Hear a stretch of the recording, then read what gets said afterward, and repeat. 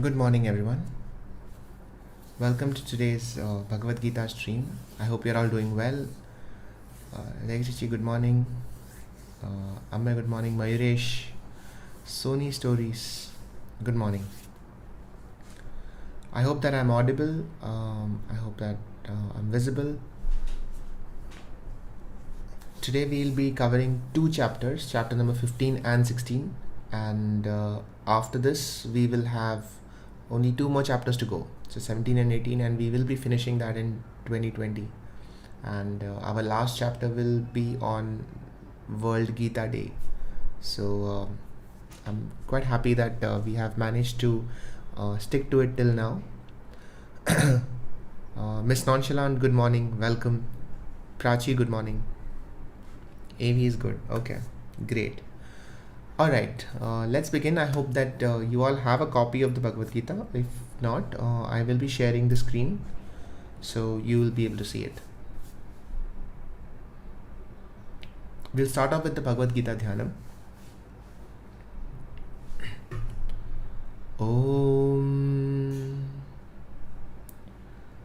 Parthaya Pratibodhitam Bhagavata Narayanena Swayam Vyasena Gratitam Purana Munina Madhye Mahabharatam Advaitamrita Varshinim Bhagavatim Ashtadhyashadhyayinim Ambatvamanusandanami Bhagavat Gite Bhavadveshinim. Om Shri Paramatmane Namaha. Atha Shrimad Bhagavad Gita Panchadashodhyayaha Purushottama Yogo Nama. Chapter number 15 is titled The Yoga of the Supreme Person. Let's begin. Text number 1. Shri Bhagavan Uvacha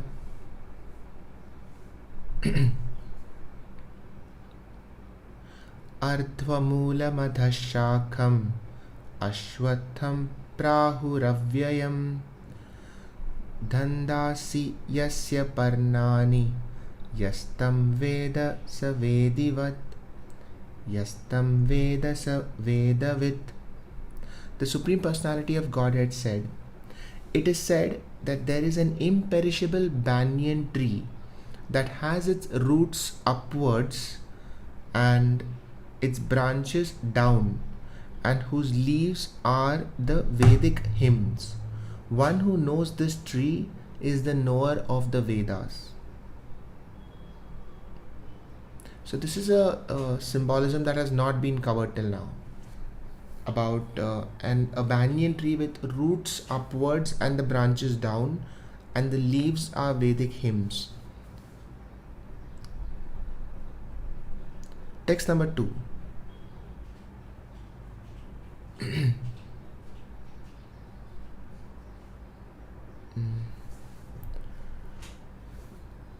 Adhashchorghvam prasrittastasya shakha guna pravriddha vishaya pralava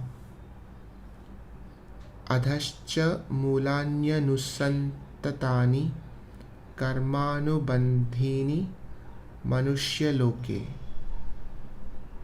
The branches of this tree extend downward and upward, nourished by the three modes of material nature.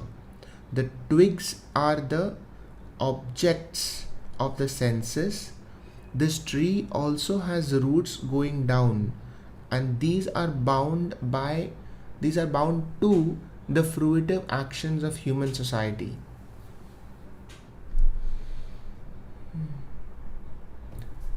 So let's just go back to text number 1, the description.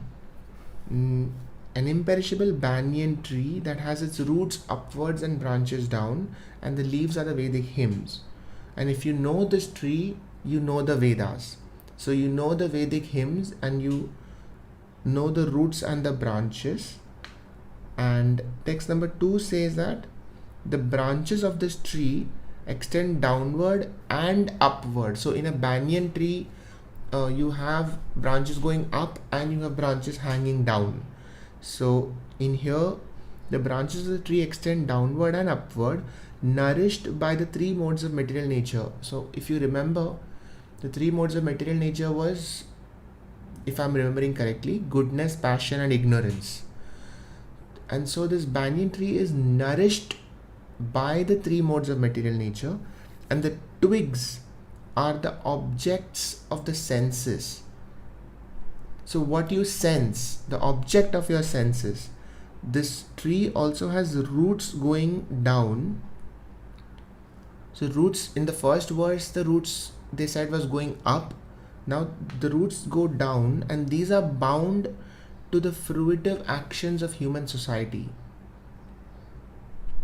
Okay, so there is a lot of metaphor here that I'm not able to decipher. Hopefully in the coming verses it will be explained more. Text number 3 and 4.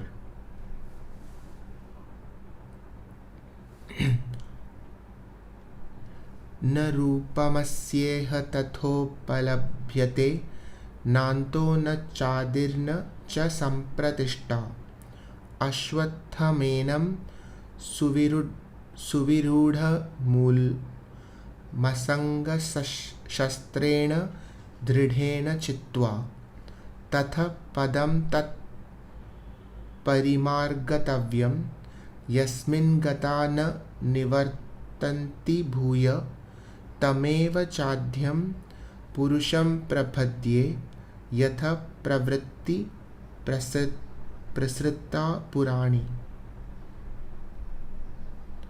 The real form of this tree cannot be perceived in this world. No one can understand where it ends, where it begins, or where its foundation is. But with determination, one must cut down the strongly rooted tree with the weapon of detachment.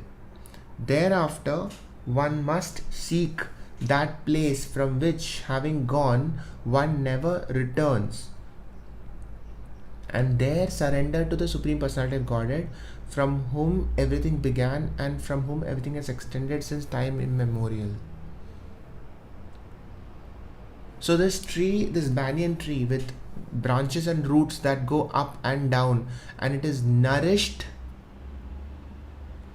by the three modes of material nature, has to be cut down with detachment.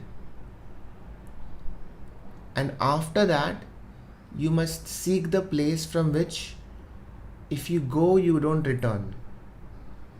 So here it's starting to make a little sense to me that this tree,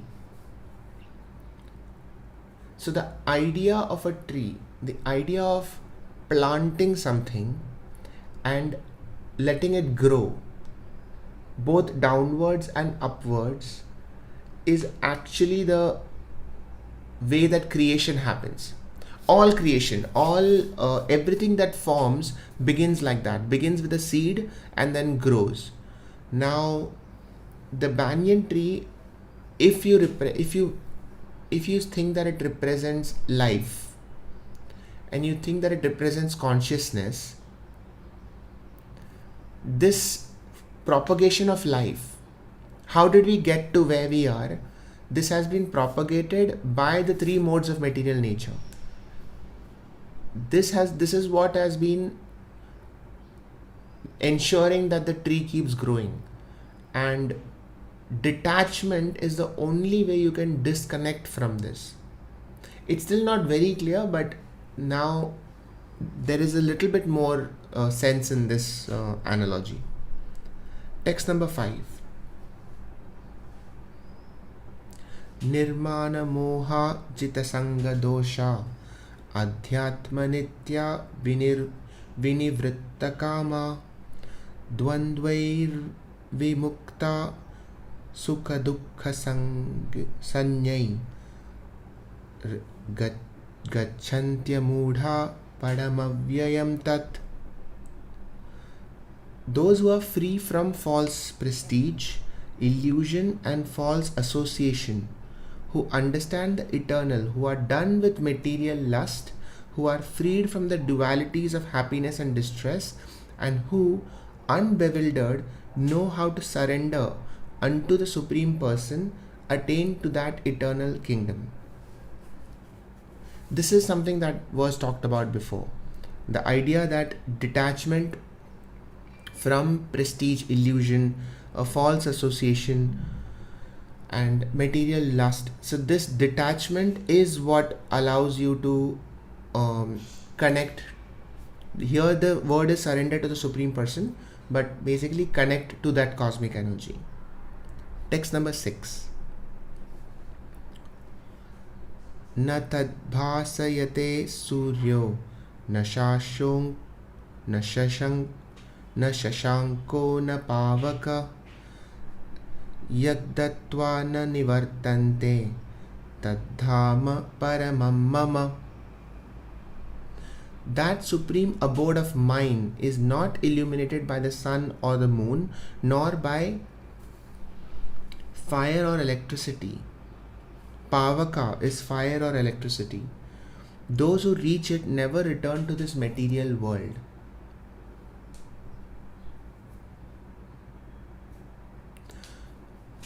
The world that you see outside of this banyan tree, outside of the sensory perception, that is also the line, that the twigs are the objects of the senses. So everything that you see, you perceive, is part of that banyan tree, sticking with that analogy. And only if you detach from that will you get to reach this other place. Okay, so this analogy just continues. I'm trying to correlate it with a level that we can connect to, and that connection is not quite made yet, but let's keep reading. Text number 7. Mamaivansho jivaloke jivabhuta sanatana manashashtani indriyani prakritisthani karshati. The living entities in this conditioned world are my eternal fragmental parts. Due to conditioned life, they are struggling very hard with the 6 senses, which include the mind. All the living entities are my fragmented parts. They are struggling because of the 6 senses, including the mind. Struggling with the 6 senses. So it's almost as if the senses are an obstacle. Because you have your senses, you are struggling, including the mind. So you oversense and you overthink, and so you are struggling. So you are unable to get beyond the banyan tree. You are unable to perceive anything beyond it.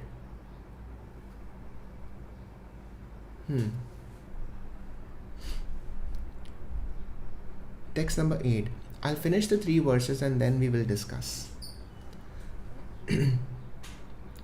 Shariram yadavapnoti yachapyuktra matishwara grihitvaitani samyati vayurgandhani vashayat. The living entity in the material world carries his different conceptions of life from one body to another, as the air carries aromas. Thus, he takes one kind of body and then quits it to take another. The living entity in this material world carries different conceptions of life. Here, I feel that there is an undercurrent of genetic memory. So, the memories that you have from one life, in terms of the lessons that you've learned, boil down to genetic memory. And at what level can we understand this? The simplest, straightforward way to understand it is reincarnation.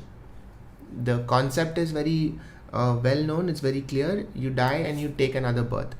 But if we are to try to correlate it with science, And even the Gita itself, the idea of rebirth, you cannot be reborn. Your identity ends here. So it is never you. It is just the energy inside your biological life form that is going to get converted to another life form. It is not you that is going to get reborn. So, okay. Text number 9.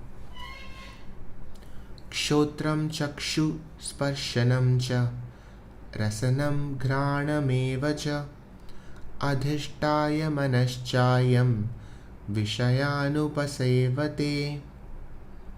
The living entity, thus taking another gross body, obtains a certain type of ear, eye, tongue, nose and sense of touch, which are grouped about the mind. He thus enjoys a particular set of sense objects.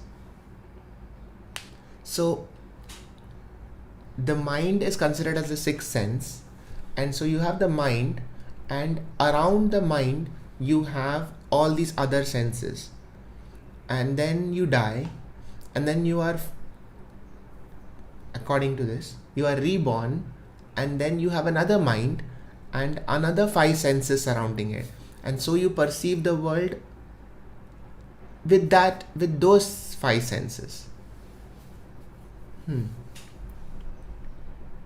That makes logical sense. Text number 10. Utkramantam sthitham vapi bhunjanam va gunanvitam vimudhananu pashyanti jnana chakshusha. The foolish cannot understand how a living entity can quit his body, nor can they understand what sort of body he enjoys under the spell of the modes of nature. But one whose eyes are trained in knowledge can see all this. The foolish cannot understand how a living entity can quit his body. Yeah, I think I can relate to that. Okay. Good morning, everyone. Today we will be covering the verses a little faster than usual because we have 2 chapters to finish. Kushagra, I think it's just forming of new bodies with the help of nutrients in your body by recycling. So that kind of makes sense. Nutrients in energy, the source material has to be recycled. So that way it makes sense. Harsh Yadav, today is my birthday. Happy birthday, Harsh. Okay. Welcome to all my moderators. Thank you for joining in. Text number 11. Yatanto yoginaschainam pasyantyatmanyavasthitam yatantopyakritatmano nainam pasyantyachetasa. The endeavoring transcendentalists who are situated in self-realization can see all this clearly. But those whose minds are not developed and who are not situated in self-realization cannot see what is taking place, though they may try to. If your mind is not there yet, you can't see it. And this is scientifically proven. This is very true, that you have to have conditioning, you have to have an inherent point of view in order to see certain things. Text number 12. Yadadityagatam tejo jagadbhasayate khilam yachandramasi yachagno tattejo vidhimakam. The splendor of the sun, which dissipates the darkness of this whole world, comes from me, and the splendor of the moon and the splendor of fire are also from me. Text number 13. Gama vishyacha bhutani gharayamya hamojasa pushnami chaushaghi sarva somo bhutva rasatmaka. I enter into each planet, and by my energy they stay in orbit. I become the moon and thereby supply the juice of life to all vegetables. I enter into each planet, and by my energy they stay in orbit. So here we are talking of gravity. I become the moon. It's just energy transformation. I become the moon and thereby supply the juice of life to all vegetables. We're talking of, again, gravity, tidal waves. I feel that it's all just energy transformation. Text number 14. Aham Vaishwanaro Bhutva Praninam Dehamashrita Pranapana Samayukta Panchamyannam Chaturvidham. I am the fire of digestion in the body of all living entities, and I join with the air of life outgoing and incoming to digest the 4 kinds of foodstuffs. The fire of digestion, so the gastrointestinal system, the air of life, outgoing, incoming, oxygen, carbon dioxide, to digest the 4 kinds of foodstuffs. This has not been covered before, I think. 4 kinds of foodstuffs. I don't remember what they were.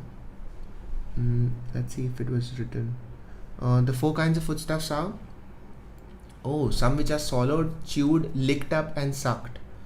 Those are the 4 kinds of foodstuffs. And is the digestive force for all of them. Okay. Text number 15.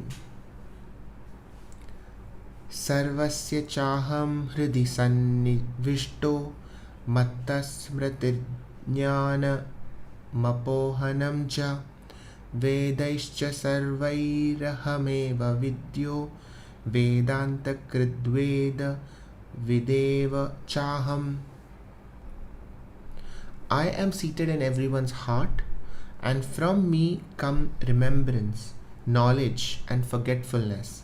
By all the Vedas I am to be known. Indeed, I am the compiler of Vedanta and I am the knower of the Vedas.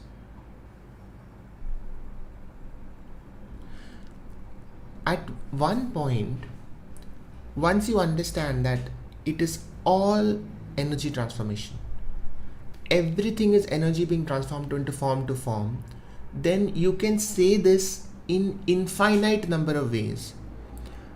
You can say I am and finish that line with anything and it will be true, because is there anything outside of this energy transformation that we know of? No, there isn't. Everything that we know has been a result of energy transformation. So there are many verses in the Gita which talk of this I am dash. I am fire, I am water, I am digestion, I am the wind, I am the air that you breathe in and out. All of that comes from the idea that it is energy transformation, according to me. The interesting part is what is outside of this. What is outside of this energy transformation? Text number 16. Dvavimau purushau loke ksharashchakshara evacha kshara sarvani bhutani kutastokshara uchyate. There are 2 classes of beings, the fallible and the infallible. In the material world, every living entity is fallible, and in the spiritual world, every living entity is called infallible.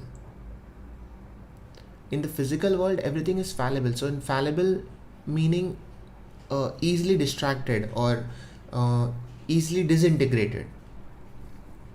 So in the material world, everything is easily disintegrated, and the spiritual world, nothing is easily disintegrated, because it's energy. Energy cannot be disintegrated. It can only be transformed, and physical things can only be disintegrated. So I think that is what fallible and infallible means. Text number 17. Uttama Purusha Tvanya Paramatmetyudahyata Yo Lokatrayamavishya Bibhatya Vyaya Ishvara. Besides these two, there is the greatest living personality, the Supreme Soul, the imperishable Lord Himself, who has entered the three worlds and is maintaining them. Text number 18. Yasmat Sharamatitoham Aksharaadapi Chottama Atosmi Loke Vedecha Prathitha Purushottama. Because I am transcendental, beyond both the fallible and the infallible, and because I am the greatest, I am celebrated both in the world and in the Vedas as that supreme person. We've talked about this before, how the idea of saying I, when we read it, we think of it as somebody saying it, but the idea of cosmic energy having self-awareness, and if that is true, if it is self-aware, then that is the self-awareness that pervades throughout the spectrum of consciousness, from everything from the lowest of organisms to human beings. It is that self-awareness that permeates throughout, and it just gets added on. It is like a complex structure that keeps getting added on top. And if you talk about fallible and infallible with physical and spiritual, this energy that is pervading through everything has to be beyond it. It cannot be anything below. So that is the feeling I get from this verse. Text number 19. Yo mameva masab mudho janati purushottamam sa sarva vid bhajati mam sarva bhavena bharata. Whoever knows me as the Supreme Personality of Godhead without doubting is the knower of everything. He therefore engages himself in full devotional service to me, O son of Bharata. Text number 20. Iti guhyatamam shastram idamuktam mayanadha etad buddhva buddhimanyas etad buddhva buddhimansyat krita kritsyascha bharata. This is the most confidential part of the Vedic scriptures, O sinless one, and it is disclosed now by me. Whoever understands this will become wise, and his endeavors will know perfection.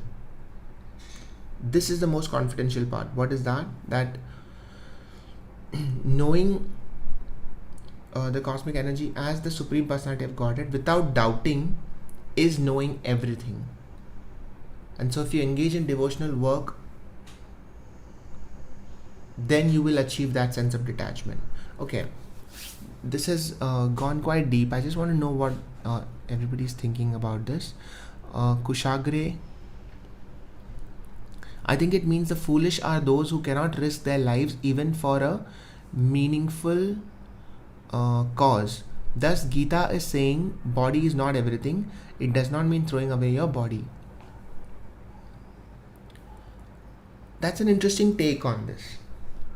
So here what they talked of, the foolish is somebody who cannot perceive this universal truth.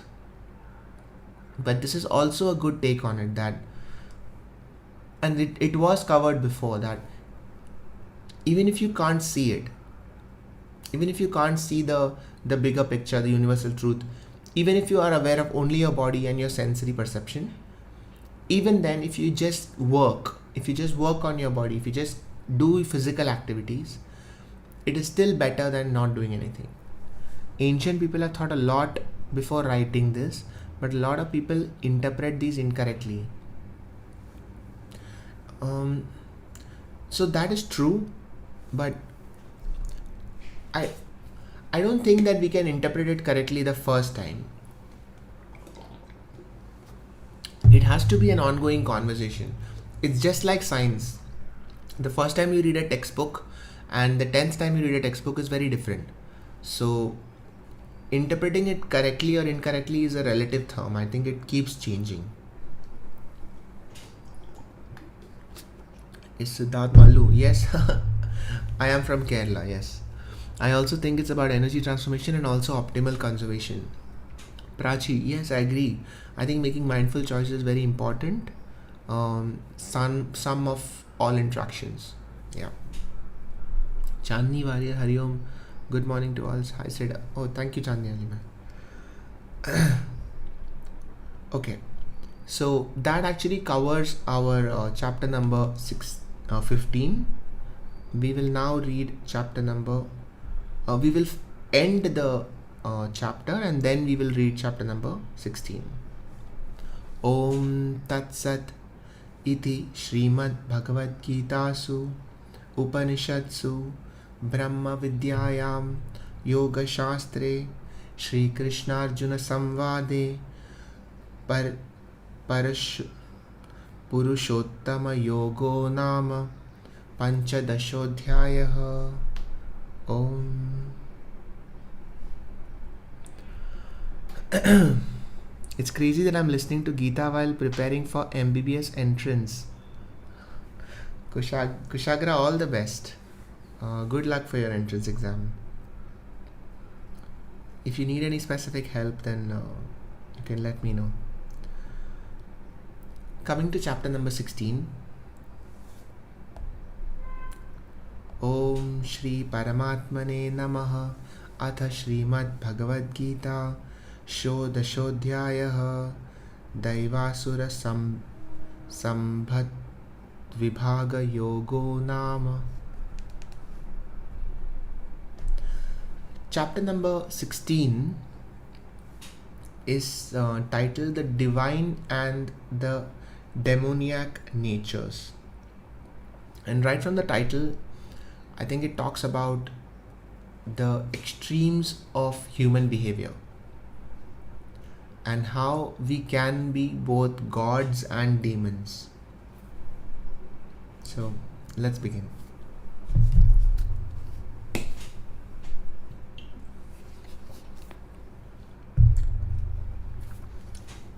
Text number 1 to 3. Shri Bhagavan Uvacha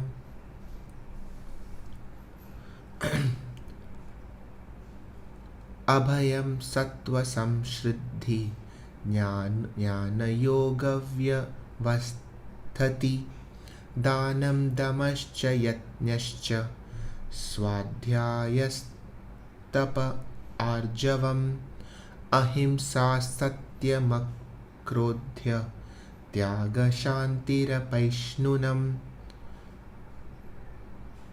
Daya Bhuteshwalo Luptam Mardavam Hira Chapalam Tejakshamadhriti Shaucham Adroho Natimanita Bhavanti Sampadam Daivim Ibijat Tasya Bharata.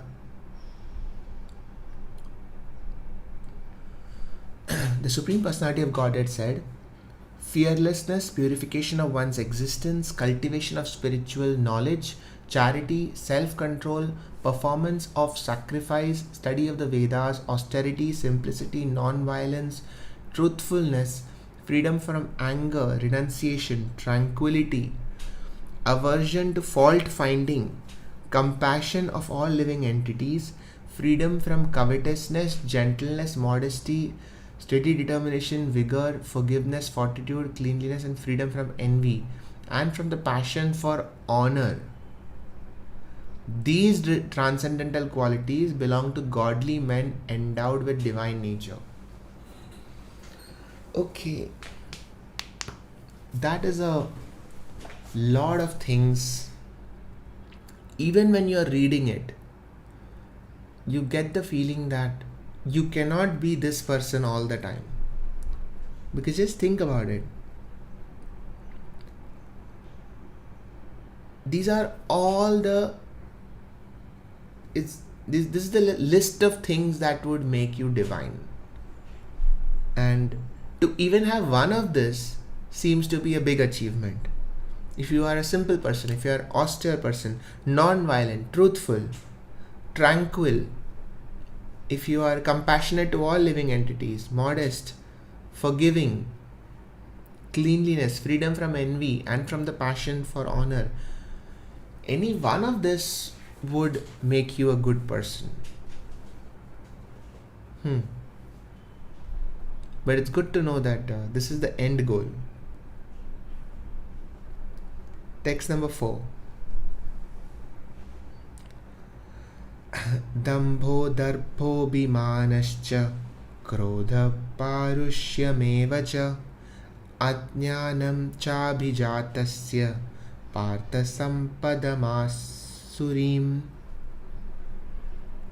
Pride, arrogance, conceit, anger, harshness and ignorance, these qualities belong to those of the demoniac nature, O son of Partha. Pride, arrogance, we have all felt it at different times. Conceit, less so. Anger, sometimes. Harshness, we've all been harsh. Ignorance, we are living in ignorance. This is very attacking. These seem to be describing very, very common human flaws, because all of us go through these at some point in our lives. So to call them as demon-like, demoniac, initially at least sounds like a stretch, but let's keep reading. Text number 5. Daivi sampadvi mokshaya nibhandaya suri mata makshucha sampadam daivim ibhijatosi pandava. The transcendental qualities are coercive to liberation, whereas the demoniac qualities make for bondage. Do not worry, O son of Pandu, for you are born with the divine qualities. You are born with the divine qualities, so you don't have to worry. The transcendental qualities are conducive to liberation. So the more of the transcendental qualities you have, which is aversion to honor, not chasing fame, being tranquil, not giving into violence, all of these traits will end up liberating you. Whereas all the traits of pride, conceit, arrogance, anger, all that will actually bind you more into the material world. Text number 6. Dvau bhuta sargau loke asmin daiva asura evacha daivo vistarasha prokta asuram partha me shrunu. O son of Partha, in this world there are two kinds of created beings. One is called the divine and the other demoniac. I've already explained to you at length the divine qualities. Now hear from me of the demoniac. Two kinds of created beings. So does this mean that you are created divine or created otherwise? Or are these personality traits and are these skills that you pick up on the way and they're not created, you're not born with them? I think it's the latter. I think that you pick them up along the way. Your society, your environment, your growing up, your childhood, the things that you read, all of these will affect it. All of these will affect it. Text number 7. pravrittim cha nivartanti jajjanana vidurasura na shaucham na chacharo na satyam teshu vidyate. Those who are demonic do not know what is to be done and what is not to be done. Neither cleanliness nor proper behavior nor truth is found in them. Cleanliness has been described as a divine virtue. Just cleanliness, just keeping things clean. So now when I think about it, it doesn't seem to be very complex, the divine nature. Once again, we try to do these things anyway. We are trying to cultivate spiritual knowledge. Yes, we are here, we are talking. We are trying to cultivate spiritual knowledge. Charity. Do we help people? We help people sometimes. We are not charitable 24 hours of the day, but we are charitable sometimes. Self-control. We are in a constant journey for self-control. We are trying to gain self-control. We try to be honest. We try not to be angry. Renunciation is not something that we have reached at. Tranquility, we are trying for it. Freedom from anger will give you tranquility. Aversion from fault finding, unfortunately we are nowhere close. We do find faults, we do look for reasons why things went wrong, and we do try to blame other human beings. Compassion for all living entities, I think we are getting there. Freedom from covetousness, no. Gentleness, yes. Modesty, yes. Steady determination, yes. Vigor, yes. Forgiveness, yes. Fortitude, yes. Cleanliness, freedom from envy and passion, no. So a lot of these qualities we do reach occasionally, now and then. So it doesn't seem very far-fetched suddenly.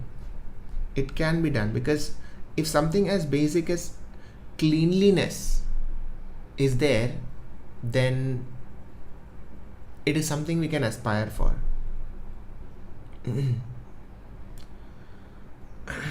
Okay, text number 8.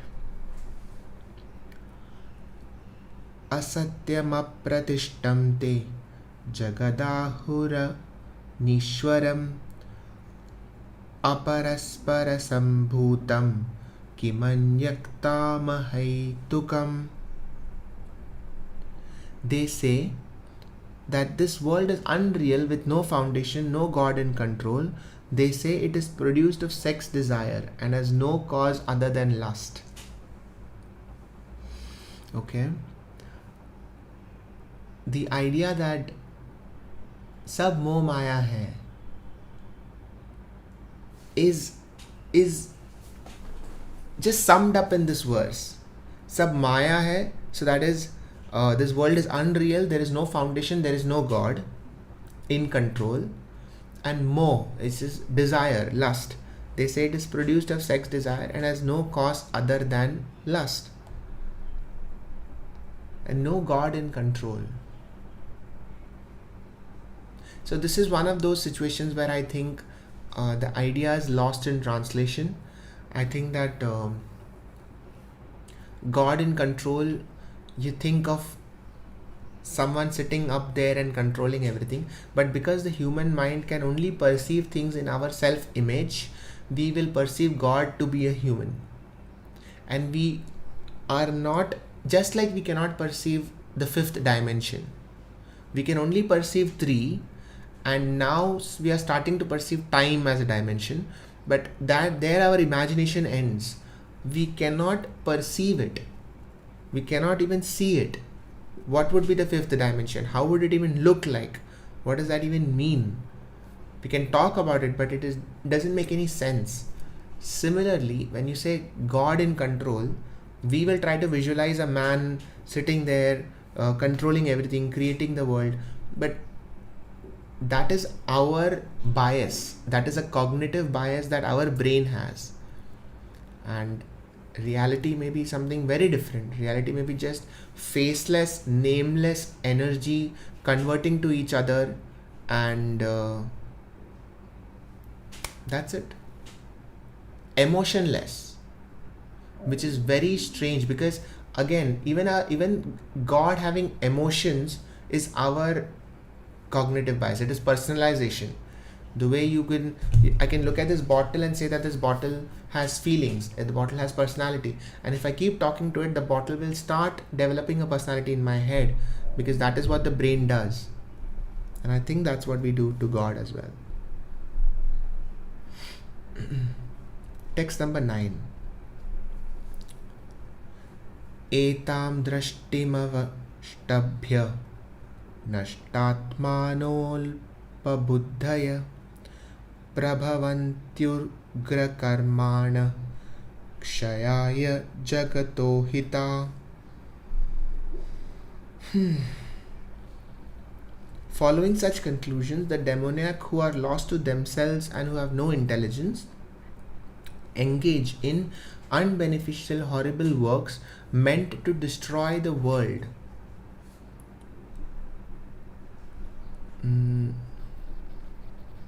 So, if you say that the world is unreal, there's no God, that everything is just sex, desire, and lust, then if you conclude like that, then the demoniac people who have no intelligence, so intelligence is equated with the ability to see the bigger picture, to see the world, to correlate things, to see the bigger patterns. So if you don't have intelligence, you engage in unbeneficial, horrible works, probably things that will only give you short-term benefits, because you can't see the bigger picture, and horrible works to destroy the world. This part I didn't understand, that destroy the world, but because I've always thought that you cannot destroy the world. No human being can. They may try, but I feel that this course of events has been going on for far too long, and it is far too big for human beings to destroy it. So, text number 10. Kamama tritya dushpuram dambhamanamadadvita mohadgrihitva sadgrahan pravartante shuchavrata. Wow. Some of those sandhis are difficult to break.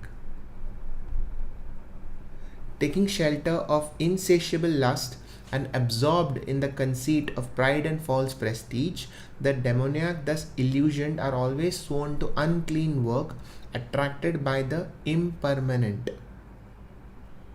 Oh, this is poetry. Attracted by the impermanent. So the knowledge that all of this is going to go.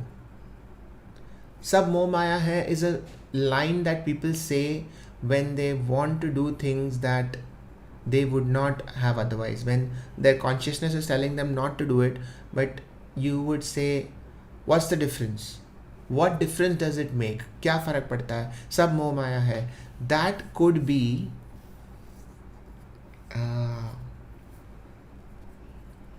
so philosophy is an escape route, thinking that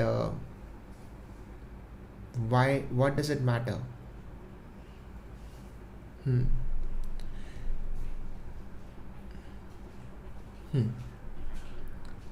Okay, let's just see what chat is saying. It's about energy transformation. Sony Stories wanted a PDF of this. Yes, you can download it. Sad to see a dislike on this video. It's a like from the stranger world upside down.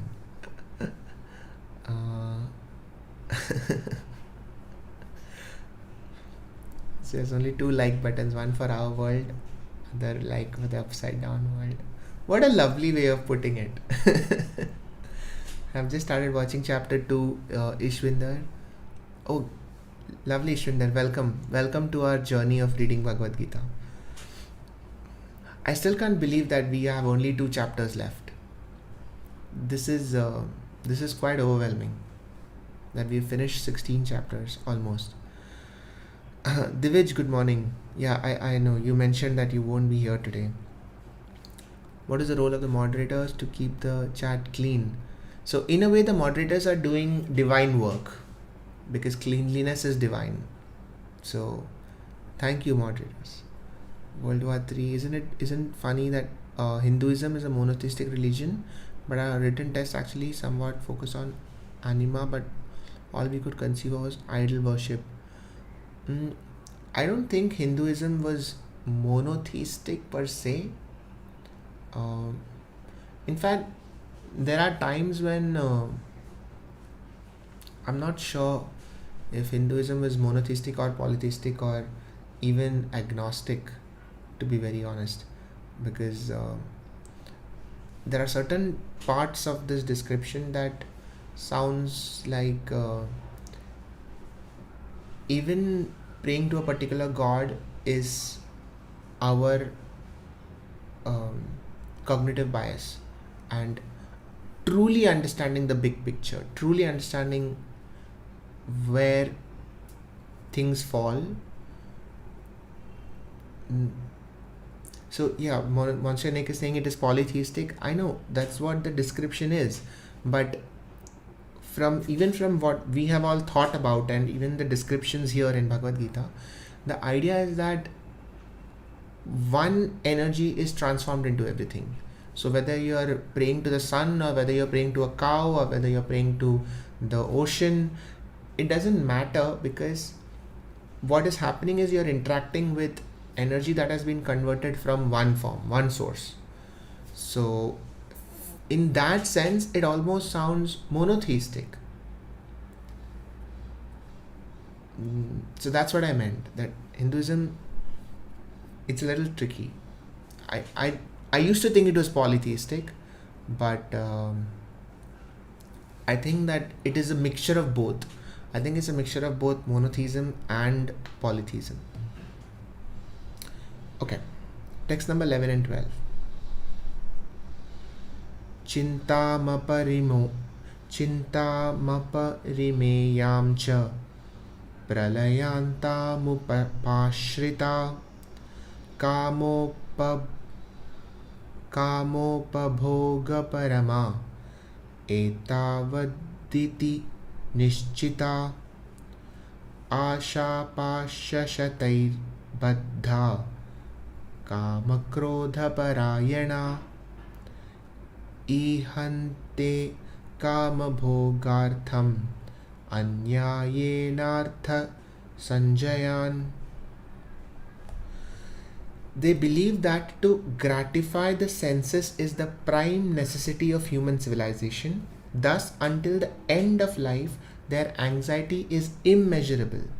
Bound by a network of hundreds of thousands of desires and absorbed in lust and anger, they secure money by illegal means for sense gratification. Okay, this has been written thousands of years ago and it is so relevant. If you are someone who believes that gratification of the senses is the prime necessity of human civilization, that we have evolved and we have created all this so that we can feel better by consuming sensory perception, then their anxiety is immeasurable. You will always be in that loop of anxiety, bound by a network of thousands of desires. You are constantly in a mesh of things that you want. Everything, everywhere you look, something is something you want. You switch on television, you see ads, you go to meet other people, you see what they have, you want that. You have conversations, you think about things, you are thinking about your future desires, you want this, you want this. You are constantly in a mesh of wants, which is almost impossible to escape. If you think about it, when was the last time you were thinking and not thinking about something you want? Very difficult. Every thought has a component of desire. Every single thought has a component of desire. And so this line that, and so you secure money by illegal means. I'm not sure what to make of this. Secure money by illegal means for sense gratification. Okay. Text number 13 to 15. Idamadhyamaya labdham imam prapsye manoratham idamastidamappi me bhavishyati punardhanam asau maya hata shatru hanishye cha paranapi ishvaro hamaham bhogi siddhoham balavan sukhi adhyo bhijavanasmi konyosti sadrisho maya yakshye dasyami modishya ityajnana vimohita. The demoniac person thinks, so much wealth do I have today, and I will gain more according to my schemes. So much is mine now, and it will increase in the future more and more. He is my enemy, and I have killed him, and my other enemies will also be killed. I am the Lord of everything. I am the enjoyer. I am perfect, powerful, and happy. I am the richest man, surrounded by aristocratic relatives. There is none so powerful and happy as I am. I shall perform sacrifices. I shall give some charity, and thus I shall rejoice. In this way, such persons are deluded by ignorance. This is a very direct attack on everything that we do. Who amongst us can say that we don't think like this? You don't think of how much money you have in the bank, and you don't think of how much money do you want in life, how much will you work, how much will you earn, and if he is my enemy, I have killed him, taking it literally, not so much, but we have to beat the competition. So if you are a corporate and you do so well that your competitors have to shut down, you get that sense that I have performed so well, my competition is no more. And in the future, my future competitions will also go just like this. I will destroy them. I am perfect, powerful, and happy. We try for this. We aim to be like this.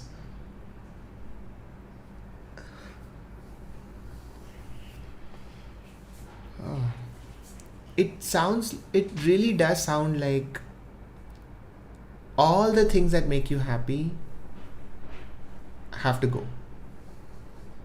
All the things that make you happy now, right now, all the things that we associate happiness with have to go.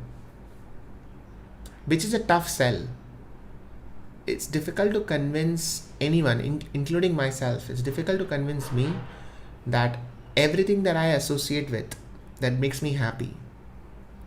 Live streaming makes me happy. Having this setup makes me happy because I've put thought into it. I've put effort into it. I think about what do I do next about it? What do I stream next? What kind of conversation should I have? That makes me happy. Knowing that I have a job, knowing that I'm earning makes me happy. Knowing that I have a position of power makes me happy. These are truths that I identify with. And to say that I have to go get over all of that, have to give up on all of that, sounds difficult. It just not an easy sell. Tell me what you guys think about this. Text number 16. Aneka chitta vibhranta mohajalasa mavrita prasakta kama bhogeshu patanti narakeshu chau. Thus perplexed by various anxieties and bound by a network of illusions, they become too strongly attached to sense enjoyment and fall down into hell. Fall down into hell. Patanti, they glide down. Narake, into hell. Okay. The idea of... So fall down into hell. This is where that idea came. That you go down. Hell is below. Heaven is above. Although we are on a rock suspended in space. That's the crazy thing. We are on a rock suspended in space in the Milky Way. Just in a corner of the Milky Way, there is one planet, and that is just suspended by gravity. And on that planet, we are there. And we talk about how, because we are attached to our senses, we will go to hell.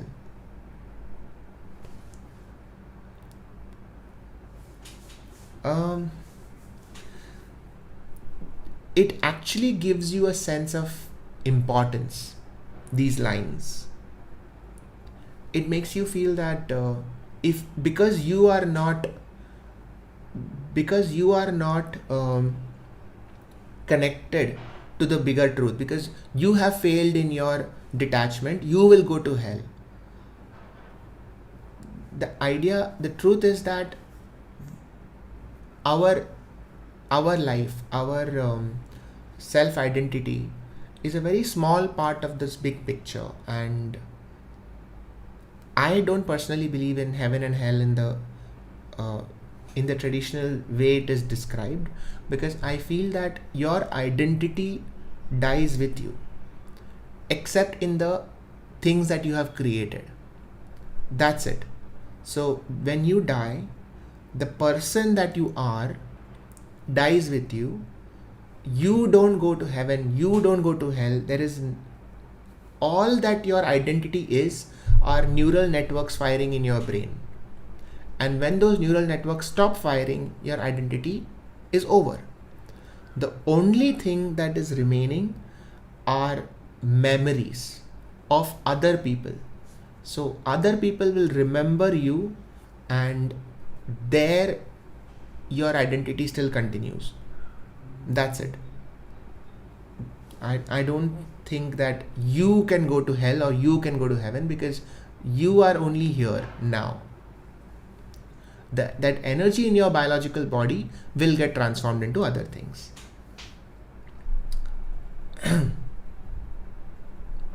Text number 17. Atma sambhavita stabdha dhanamana madanvita yajante nama yatnyaiste tambhena vidhi purvakam. Self-complacent and always impudent, deluded by wealth and false prestige, they sometimes proudly perform sacrifices in name only, without following any rules or regulations. Self-complacent, always impudent, deluded by wealth and false prestige. So they perform sacrifices in name only, because sacrifice was one of the ways of achieving self-realization. But it has to be true sacrifice. It cannot be in name only. I think at one point we need to talk about sacrifice. Maybe not on the Gita stream, just otherwise. We should just have a conversation on sacrifice. What is the concept of sacrifice and how does it affect the brain? I think that would be a useful conversation to have. Text number 18. Ahankaram balam darpam kamam krodham cha sthishrita kamam krodham cha samshrita mamatma paradeheshu pradvishantobhya suyaka. Bewildered by false ego, strength, pride, lust and anger, the demons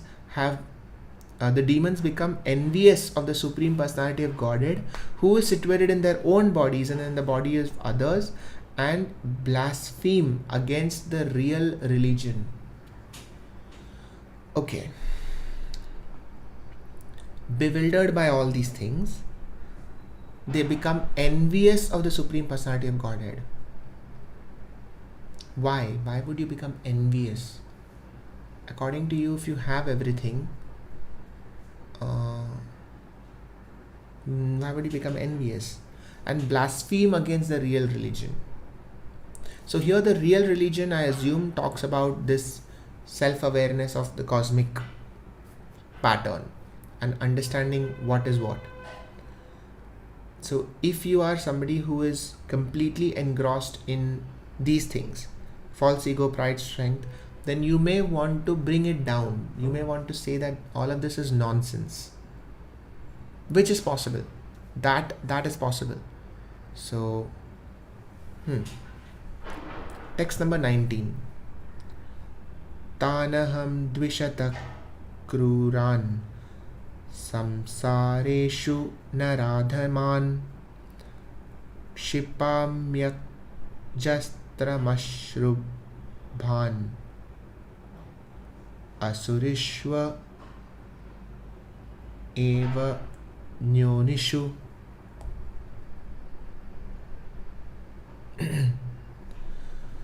Those who are envious and mischievous, who are the lowest among men, I perpetually cast into the ocean of material existence, into various demoniac species of life. Those who are envious and mischievous, who are the lowest among men. Okay. Envy, not even wanting what other people have. Envy is not wanting other people to have things. How can you have that? That is envy. And greed is wanting more and more. So envious and mischievous are perpetually in the ocean of material existence. So they will always be in that loop of wanting more, getting more, feeling that this is all that I am and I will be more happy with this loop of wanting and getting. So that is the ocean of material existence, and that is where they will stay. Which is weird, because that is what they want. That is where they want to stay. So in essence, everyone gets what they want, which is not a bad way to look at it. If you want material things, you get material things. If you want to stay in that loop, so if right now you and I are saying that it's too difficult to escape, our link to sensory objects is too strong, that's perfectly fine. You will continue living in that loop, and that is what we want. Whereas if you don't want that, then you can start detaching from it, but then you will not get happiness from all these things. But the promise is that you will find a different kind of happiness, which you have to go at their word, because we don't know. The only happiness you have ever known is from material objects. So for all I know, that other feeling is not even happiness, because it will be a different feeling. What we call happiness is this: when you get a new phone, you buy a new car, you get a new job, you get married, you have kids, or you buy a house. Those things, you meet your friends, those things are happiness. And all of that is coming from sensory perception. So if you give all that up, whatever you get, it might not be happiness. You'll have to call it something else. Text number 20. Asurim nyoni mapanna mudha janma nijanmani mapa prapyaiva kaunteya tato yantya ghamam gatim. attaining repeated birth amongst the species of demonic life, such person can never approach me. Gradually they sink down to the most abominable type of existence. Okay, that doesn't sound so good. Oh, there's a lot of chat. Hold on.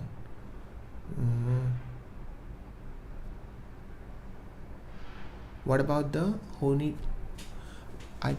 By world they mean our earth, and I think we are capable to destroy it. I think they mean their own inner world. Kushagra, that's actually a interesting thing. They destroy their own inner world. That actually makes sense. Ujjwal Prabhu, use Elgato, else it is lags. Okay. What about the Holy Trinity? So that's in Christianity. I don't know much about that. The Holy Spirit, Father, Son and Holy Spirit. Yeah. Destroy also can mean any other forms of matter that is helping earth to function. Philosophy is an escape route. Nihilism is not discovering truth but escaping reality. Again, Kushagra, I think that's very sensible. The idea of saying that none of this matters, we've spoken about this multiple times. Ye sab moh maya hai, none of this matters, it's all meaningless, I feel is an escape, because how convenient would that be, that this is all meaningless. It relieves you of the responsibility of trying to understand. And that is what I don't like. Because imagine if we had done that with medicine. Imagine if people were dying and you just accept. There is no sense in all of this. People die. I mean, some legs turn red, some legs turn black. Sometimes you cough blood. Sometimes you have your hand stops working. Who knows why all these things happen? Let it be. Then we wouldn't have understood that this is a stroke, this is a paralysis, this is gangrene, this is cellulitis, this is a myocardial infarction. And if you didn't know all that, you wouldn't know that you can thrombolize, you can do surgery, you can give antibiotics. You only find solutions when we define problems. And you only define problems when you believe that there is meaning, that there is a cause and effect. And sure, you have biases, but you won't overcome those biases until you define things. So the minute you say this is all meaningless, you are closing that chapter, and therefore you will never understand. So I personally do not think it is meaningless. I can agree that we cannot see meaning. That is different. Saying that I cannot see meaning yet. Always add that word yet, because your brain is constantly evolving, and the way you see things when you are 10 and the way you see things when you are 25 is not how you will see things when you are 45. So if you feel like saying sab moh maya hai, you can say sab moh maya hai for now, the way I am seeing the world right now. But that's not, things keep changing. Oh, okay. Achieves nirvana, mod OP, polytheistic. You're doing a great job, Sada. Thank you, Vaibhav. You have to pronounce the ahakaras properly. When reading Sanskrit, it means something. Oh, it means something else. Yeah, so I do apologize for my pronunciation sometimes, because some of the sandhis I find it difficult to break. But hopefully in my next reading, I'll make fewer mistakes. It's the oldest one. Each of the various deities are called different manifestation of Brahman. Different manifestations of Brahman. Exactly. Devrup Naha. So the idea of monotheism and polytheism, there is only one God versus one God manifested as different gods, versus there are actually different gods. And the idea that at the end of the day, everything is perception. All gods are perception. If you don't exist, nothing else exists. In your universe, if you don't exist, nothing else exists. So it's like a loop. What came first? Object or perception? Suprabha, doctor said, do you believe in the concept of luck and destiny? Avantika, interesting question. There is a lot to discuss on that. I feel that luck and destiny are both, again, speaking of perception, there is a chain of events that happen. It's like an equation. Throughout the world, throughout the universe, there is an equation that is going on, that is a mix of physics, chemistry, biology, and you have to understand that these are arbitrary differences. So there's no real difference between physics, chemistry and biology. It's just one thing leads to another, and there is an equation going on. So maths is always happening, and with every equation there's a conclusion. There is a final product, and that product becomes the starting point for another equation. So that is what is happening throughout the universe, including Earth, including with us.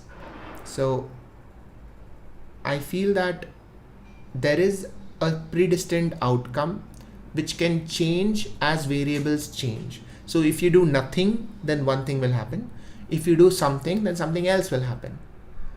And it is not just dependent on you, because you are not a solitary variable. You are not an island. You are connected to everything else. So if any other variable changes, also there is a possibility that your outcome can change. So in that sense, I do believe in destiny and luck in a way, but I also feel that it is just our lack of processing power. We can't perceive everything. We cannot know everything at once. You will only see the variables that you think are the most important, and you'll ignore the rest, right? So yeah. Every god was created by nothing, that is Adi Shakti, and she is the Almighty and she is infinite. Okay. CD, it's like a game CD. All the possible variations of moves are written down, but it's up to us to choose all the actions. You can make any analogy. That's the beauty of it. You can make any analogy, any metaphor, and you will start perceiving the world like that. So if you look at it as a banyan tree, it becomes a banyan tree, and then suddenly all your available knowledge will fit into a banyan tree. That's what the brain does. It recreates reality as to how you want to fit it. Can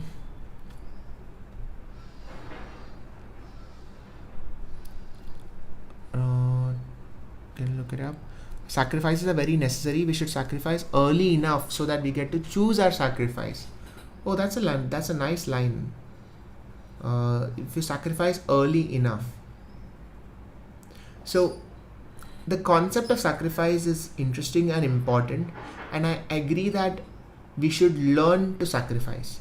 It's a very useful skill to have in your in your repertoire, in your armatorium. Somebody who is able to sacrifice something is better off than someone who is unable to sacrifice. Whether you should sacrifice or not is secondary, but are you able to sacrifice? Do you have it in you to sacrifice something? I feel makes a difference. Can you sacrifice your comfort? Can you sacrifice your time? Can you sacrifice your money? That gives you an extra edge, that gives you a power.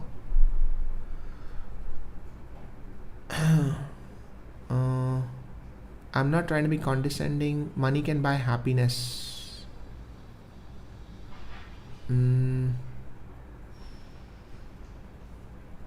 Wait. I'm not trying to be condescending. I just study about all religions, and I can never have an educated find it anywhere I'm desperate. I think material things come by as a byproduct in the pursuit of a higher purpose, which is immaterial. That's true. So material things are just created as energy gets transformed from one to another. So it's almost like railway stations on the journey. They are not the end. All material things are just created as energy gets transformed from one to another. It doesn't stay there. So to chase after material things is actually chasing after fireflies. they don't stay there. They will keep moving.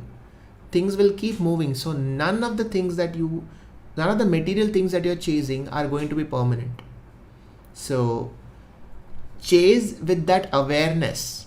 Chase with the awareness that this phone is not going to last. The setup is not going to last. None of this is going to last. Accept it and then chase it if you want to. Is where I am at right now. Because to not chase it at all will leave me very bored. Grandmaster GM, what? I believe is whatever I can perceive is false, and whatever I can't perceive, I can't see, I can't hear is truth. Hence, I don't know what is truth. Wow. Interesting. So, what is the truth of life? So truth is also perception, and there lies the big dichotomy, the big paradox, because if what you said, Grandmaster GM, that what you perceive is not true, but you can only perceive what you perceive, you can only sense what you perceive, so that means that by definition you can never know what is the truth if everything that you perceive is false.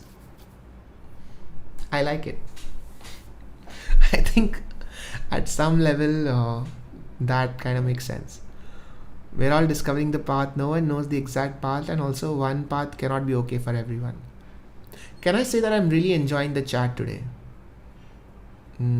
Lot of very nice comments, very nice perspectives in chat today. Okay, let's move on.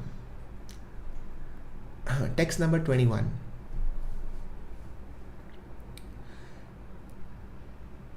Trividham narakasyedam dwaram nashana matmana kama krodhastatha lobha tasmadet tatrayam tyajet.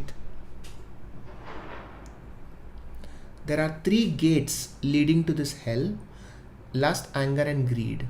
Every sane man should give up these, for they lead to the degradation of the soul. Lust, anger and greed. Okay. Don't be angry, which is the easiest of them. I think out of these 3 gates, the easiest one to close is anger. At least for me, personally. Lust and greed are more tricky, because I feel like they are more primitive. To want is basically to want is almost equated with having a purpose, and having a purpose is equated with having an identity. So to let go of want and greed are brother sister. So at what point do you cut off that chain? You have an identity, and so you have a purpose. You know who you are, so you know who you want to be. If you have a purpose, you want things. And if you want, then greed is right there. You will want more. And lust is, again, the idea of desire, the idea of physical desire, very primitive, and something that will happen unless you actively go away from it. You actively try to stop it. It happens as a reaction to most people, I would say. Alright. Text number 22. Etair vimukta kaunteya tamodvaraistri Acharatyatmana shreya tato yati param gatim. The man who has escaped these 3 gates of hell, O son of Kunti, performs acts conducive to self-realization and thus gradually attains the supreme destination. Acts conducive to self-realization. So this is interesting that you don't get self-realization just by giving these up or closing these three gates. So just by closing the gates of lust, anger and greed does not make you self-realized. Now you are somebody who feels no anger, no greed, no lust. But that means that now you are in a state of mind that will allow you to do things that will lead to self-realization. So that is something important. Just giving these up does not mean self-realization. It only means you have set the stage to do things that will lead to self-realization. Text number 23. Yashastra vidhi mutsrajya. Yashastra vidhi mutsrajya. Vartate kamakarata. Nasa siddhima vapnoti. Na sukham na param gatim. He who discards spiritual injunctions and acts according to his own whims attains neither perfection nor happiness nor the supreme destination. Acts according to own whims. This is tricky. So when I was growing up, I felt that whims are very important because they are these sudden voices in your head. You don't know where they came from. You don't know why you suddenly want something. And for me, it almost seemed like signals that tell you who you are. Because how else will you know who you are? You can decide that I am this person, but the whims are actually what tells you who you are. And then depending on those whims, you can either change yourself or go after it. So if you like what your whims are telling you, then you can become that person more. If you don't like what your whims are telling you, you know that now and you can try to change actively. So I've always found that whims are a useful signal to reflect who you are. So, but if you act according to your own whims and you go after your whims irrespective, then you will get stuck in that loop. Text number 24. Tasmat shastram pramanam te karya karyavasthitau nyatva shastra vidhanoktam karma kartumiharhasi. One should therefore understand what is duty and what is not duty by the regulations of the scriptures. Knowing such rules and regulations, one should act so that he may gradually be elevated. So scriptures was mentioned here also. He who discards the scriptural injunctions. So basically ignores what is written in the books. And this is also tricky because on the one hand, I believe that we should find it ourselves, not follow blindly, not do what a book is telling you to do just like that. Try and understand by yourself how you should live and why you should live that way. Develop your own identity, develop your own principles. Now, if I were to compare this with medicine, I would absolutely not think like this. I don't think everyone should just treat themselves. I don't think everyone should just find their own medicines. I think you should listen to your doctor, do what your doctor is telling you, and get better and heal completely. But these two analogies don't really overlap because on the one hand, we are talking about disease and sickness. And on the other hand, we're talking about following scriptures when you are healthy and you are able to think for yourself. Unless we say that, unless we say that getting trapped in sensory perception is a disease. And if you say that, then you need professional help. That's the only way I can think of. That's the only way I can justify this line, that one should understand what is duty, what is not duty by the regulations of the scriptures. The scriptures will tell you what is duty and what is not duty. You do not get to decide. And fundamentally, I have a problem with that. I think we are born here in order to decide what kind of person you want to be and what do you wish to do. And the idea that scriptures will tell you what you should do is maybe it's my understanding. Maybe I'm still very new to this, and I think there is still a lot to learn from it. All right. Okay, so we have completed chapter number 16. We'll just finish off with the end verse. Om Tat Sat Iti Srimad Bhagavad Gita Su Upanishadsu Brahma Vidyayam Yoga Shastre Shri Krishna Arjuna Samvade Daivasura Sambhat Vibhaga Yogo Nama Shodashodhyayaha. Om. Alright, let's read from the end and go up. Quantity is irrelevant. Wait, what? Only 25 people in the live. Yeah, that's 25 more people than would have been if we weren't having this discussion. So I think that's how I look at it.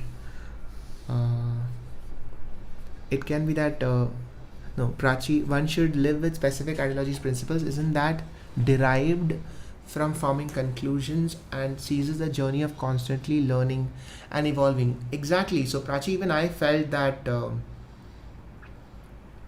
maybe it's a mixture of both.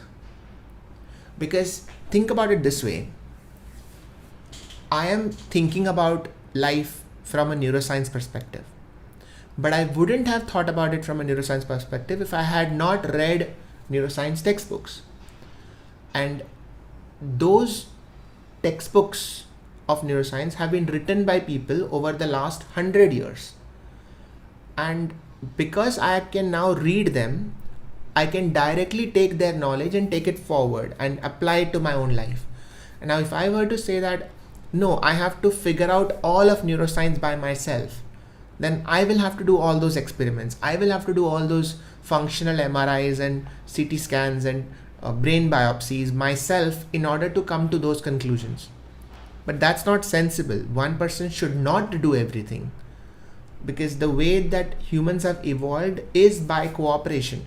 I'll do something, you'll do something, and we'll figure out how to build things together. So from that perspective, since that is how it works in science, I don't see anything wrong in that working in spirituality. You don't need to come to all the conclusions yourself. You don't need to live through all the experiences yourself, because you don't do that anywhere else. You ride the train, but you don't know how to build a train. You drive a car, you don't know what will happen if your engine starts burning. You don't know how to fix it, but you still use it anyway and you're very happy with it. So if somebody has given thought to why is the world like this and what is spirituality, then it makes sense to read it. It makes sense to absorb it, to see how that works. So yeah, from that perspective, I think that makes sense. Okay. What else? Can a session with Sadhguru happen anytime soon? I don't have his number actually, but maybe someday. Debrub Naha, I love this quote. Tyranny is the deliberate removal of nuance. Oh, that's lovely. Because there's no nuance in ignorance, but it's excusable because you don't know any better. But when it's deliberate, that's a different story. Deliberate removal of nuance. So nuance takes more logic, more PFC, put it that way. It's limbic loves binary. Are you with me or against me? You tell me that. You're either part of the problem or you're part of the solution. These things. You're black or you're white. It's very simple. Your amygdala knows what to get threatened by and what to not get threatened by. Nuance is tricky. Nuance is more energy consuming. Nuance takes more effort. Nuance takes calculating more variables. And unless you find pleasure in it, it'll always seem like a burden. It's much easier to just be an atheist or be a religious person. It's much easier. It's more difficult, I feel, to try and combine the two. I think it is more difficult to try and find a space where you realize that we are all human beings trying to make sense of the universe. And whether it is science or whether it is spirituality, everybody's trying to make sense of the universe. The only thing is that I feel that science has gone about it more scientifically, that it is reproducible. And spirituality has been about trust me. Trust me, do this and you will feel better. And yeah, but then you need different ways, I guess. I'm just going to keep my mind open. I'm not going to jump to conclusions before it's time. But I think that if you are comfortable with not knowing, you are in general more comfortable in life. That doesn't mean you settle down and say that I don't know and I don't care. But if you are comfortable with not knowing, you don't have this panic of showing that yes, I know this. And if you're comfortable saying I don't know, then I think you will actually end up learning more, probably. Okay. The biggest problem with want and desire is that we don't account for variables that we don't have control over, and therefore the whole pursuit is futile. Perhaps ignorance here means that. Excellent thought. I agree.